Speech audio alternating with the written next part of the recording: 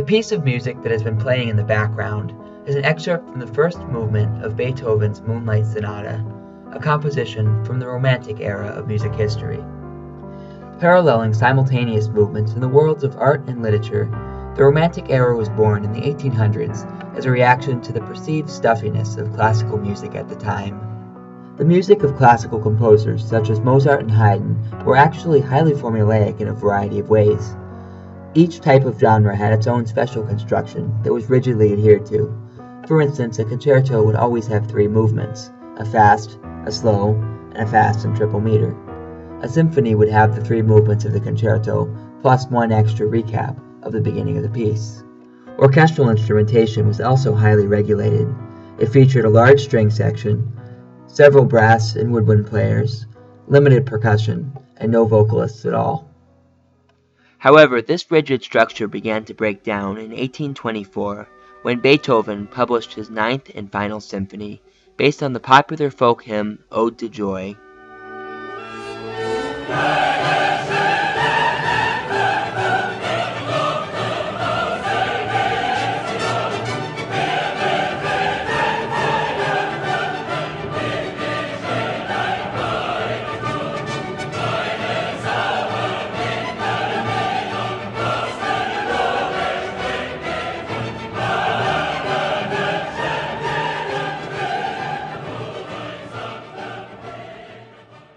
Beethoven's 9th Symphony was unorthodox in a variety of ways, most notably including a choir even though this was an orchestral arrangement.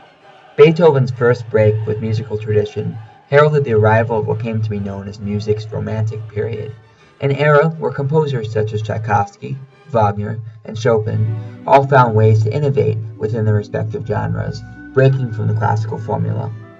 Romanticism quickly extended its reach to a wide variety of musical genres, from the concert hall, to the folk song, to the opera, to the ballet. However, all Romantic music was bound by a common ideology, to compose in such a way that directly appealed to human emotion. Romantics were as a whole less concerned with technical perfection than they were with making an impact on their audience. And in order to make an impact on their audience, they tended to employ certain techniques. For instance, Romantic music tends to heavily feature contrast between slow and fast, loud and soft, a bright and a dark tone, and a happy major sound versus a sad minor sound. Romantic music also tends to feature prominent melodies. Tunes such as Ride of the Valkyries, Hall of the Mountain King, or Swan Lake are instantly recognizable.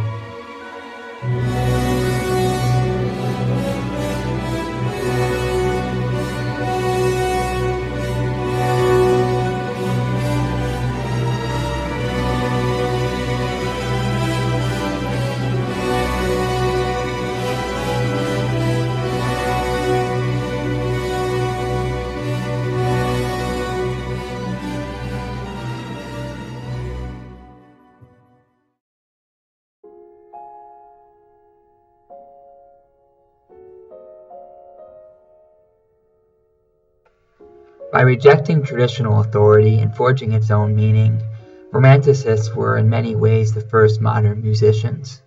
However, modernism proper is usually credited as beginning around the dawn of the 20th century, specifically World War I.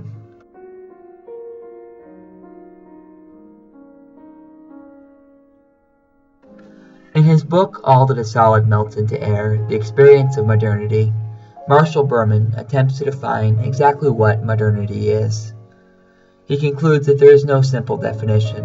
However, modern things tend to have one central commonality: fragmentation. The only thing that we have in common is having nothing, less and less as time goes on, in common. For a significant portion of the world, the turn of the 20th century represented the ultimate form of this fragmentation. A war had broken out that spanned multiple continents. Industrial revolutions had arisen and challenged traditional agricultural ways of life. Evolutionary theory was challenging traditional religious doctrines. Class warfare was rampant, and most monarchies had gone away and been replaced by new, radical forms of government. All in all, there was very little tradition, very little authority left to put one's faith in. There were very little easy answers. Instead, people had to find their own meanings, find new identities, And it was into this existential crisis that the modernist movement was born, across art, across literature, across theater, and across music. The first of the 20th century true modernist movements was Impressionism, founded by one Claude Debussy, whose music, Clair de Lune, you can hear on the soundtrack. Debussy felt that Romantic music was too melodramatic to accurately represent the human experience, and he sought to create something more authentic. Debussy pioneered the idea of tone colors, musical snapshots of the human experience, very similar to the literary snapshots that Virginia Woolf sought to take in her novel To the Lighthouse.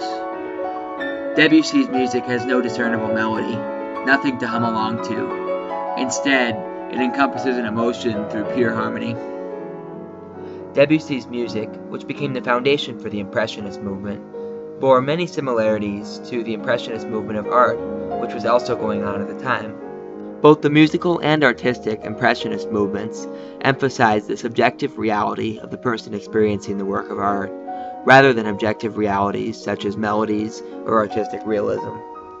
By rejecting traditional melodies, Impressionist music was truly modernistic. However, it did still sound like music. It still was pleasing to the ear. This last fact provided a problem for a new school of modernists who decided that Debussy did not go far enough: the Expressionists. Expressionists, most notably Arnold Schoenberg and his successors Webern and Berg, understood that Debussy's music sounded good to the ear because it still followed traditional music theory practices. They felt the need to create a new form of music that did not adhere to these rules. In a way, Expressionism was the musical reflection of the complete fragmentation of society described by Marshall Berman. By abandoning the rules of theory that had governed Western music since the Baroque and Classical eras, Expressionists firmly and irrevocably broke free of tradition and authority to create something truly modern. Schoenberg has a problem, and that problem is tonality. It's trite, it's hackneyed, it's played out. Everything that you can say with it has been said. He decides he needs to end the tyranny of tonality and end the reign of 7 of 12. What do I mean by that? Well, up till now, most music has been based on picking 7 of the 12 notes in an octave. If you look at a piano keyboard, there are 12 keys that repeat over and over all the way up the keyboard. These represent the 12 notes in Western music that you have from which to make scales. And a typical scale picks 7 of those notes, and they're labeled creatively enough: the root, the second, the third, the fourth, the fifth, the sixth, and the seventh. The 8th note is known as the octave, and it's effectively where you start over.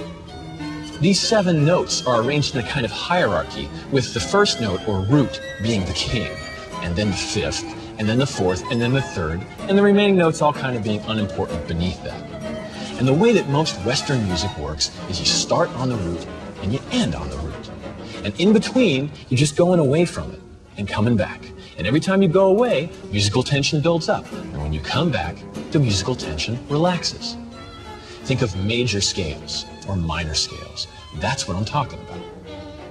Over the centuries, music has reduced itself down to 2 main scales that are used: major and minor. To our ears, major scales generally sound happy, and minor scales generally sound sad. Schoenberg's an expressionist, so he wants maximum intensity all the time, with no slackening of tension. Well, if tonal music is all about creating tension and then releasing it, he wants to stop that. Tonal music's not going to work for him because it always releases its tension. It's not satisfactory for him. So he starts working on something else. It was, of course, difficult music. So it had to be very, very careful. As to the reception, of course, it was entirely negative in the first years. And every first performance, of course, was a great shock for the audience, especially in Vienna. Later on, that changed to some extent, especially in this country, where they are not so passionately engaged anyway, so it never came to riot, which sometimes did in Europe. Perhaps the most famous of these riots occurred at the 1913 premiere of Igor Stravinsky's The Rite of Spring. This expressionistic ballet, which featured dissonant atonal music along with jarring choreography, shocked an audience that came expecting a more traditional performance. Stravinsky's defenders quickly began arguing with those that thought the composition had no merit, and soon tensions escalated into a fistfight. At intermission, police arrived to quell the rioting, but were unsuccessful. During the second half, Stravinsky himself was forced to flee the composition, startled at the reaction that his work had caused.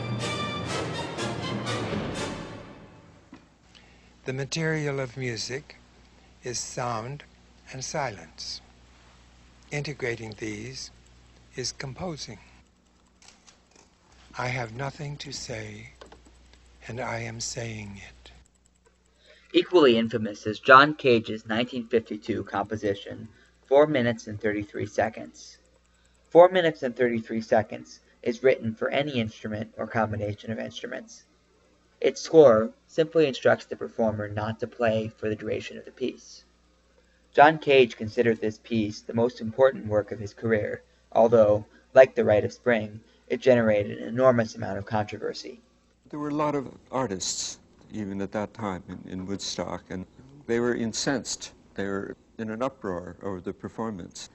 And afterwards, John opened the floor to questions, and one of the artists got up and said, "Good people of Woodstock, I think we should run these people out of town." That was the reaction. 4 minutes and 33 seconds belongs to a revitalization of modernist music that occurred sometime in the 1950s and beyond. The purpose of the composition is to force the listener to ask themselves the question, what is music? The music of 4 minutes and 33 seconds is made up not by the performer, but by the ambient sounds of the atmosphere, reinforcing John Cage's point that music is everywhere. Recognize this? Yeah, that's Don't Stop Believing by Journey. And the cast of Glee. Yeah, there's a few more songs with the same chords. Check it out. What is music, as it happens, turns out to be an extremely relevant question for the movement of modernism as a whole. One of the primary reasons that modernistic performances provoke such strong negative reactions is that people have two different ideas about what the purpose of music is. Most people listen to music for aesthetic value. They want music that sounds good. A related idea is listening for technical ability. They want to hear people that can sing well, perform an instrument well, or otherwise demonstrate talent. These people are the first to get offended when modernism comes into play. Modernism is not about sounding good, but rather about intellectual ideas. Anybody can perform a composition such as John Cage's 4 minutes and 33 seconds. The key to understanding this piece is purely an intellectual one, not an aesthetic one. I'd go wherever you will go.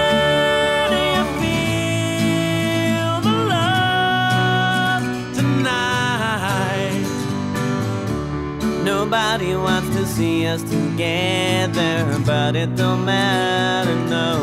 'Cause I got country road, take me home to the place where I belong. I'm your biggest fan, I'll follow you until you love me. Papa, Papa, I can't live with or without you.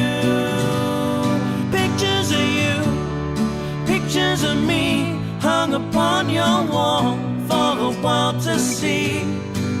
And she will be loved. Yeah, she will be loved. When I find myself in times of trouble, Mother Mary comes to me. No woman, no cry. Yeah, Mama, this surely is a dream. I come from a land down under. Red, white, and blue. Funny things you do. America, America, this is you.